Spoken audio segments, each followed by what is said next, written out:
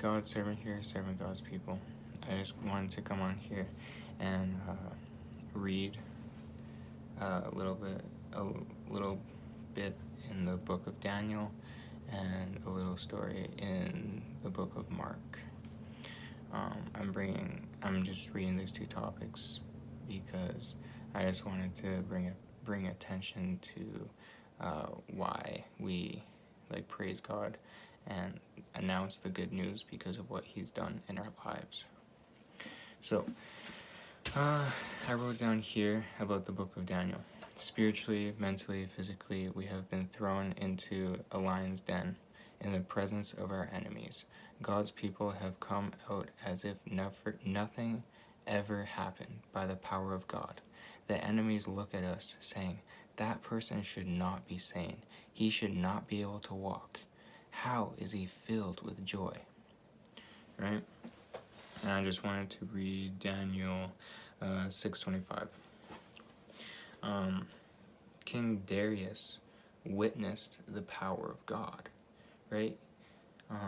There were some people that literally set up Daniel, saying that he cannot pray to God, and of course Daniel was like, "What?"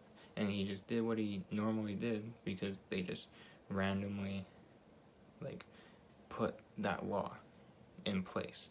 But Daniel was just doing his normal thing and he was praying 3 times a day.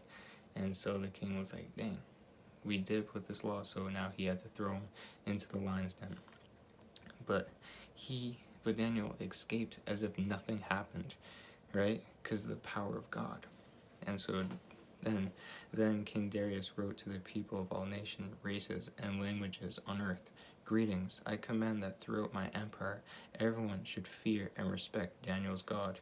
He is a living God, and he will rule forever. His kingdom will never be destroyed, and his power will never come to an end.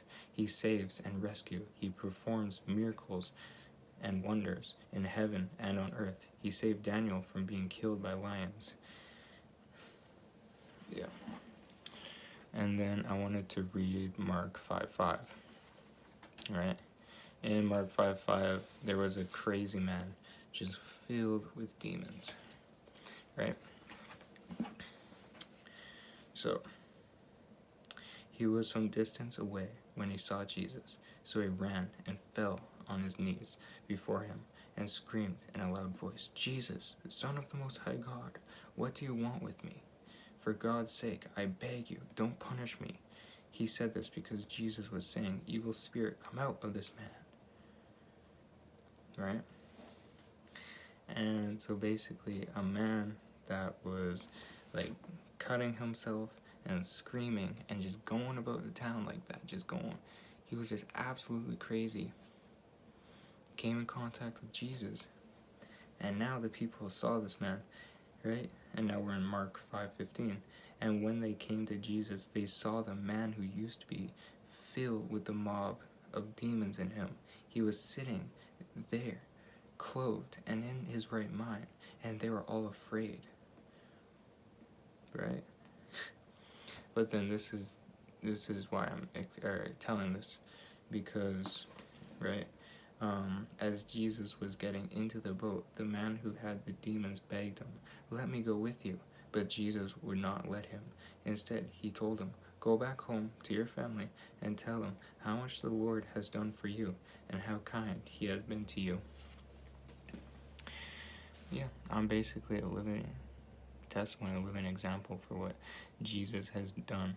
I feel like I've been thrown into a lion's den, spiritually, mentally, physically, but have come out unharmed. I feel like I was a person that was running around the town, cutting himself and screaming, but came out as if nothing happened.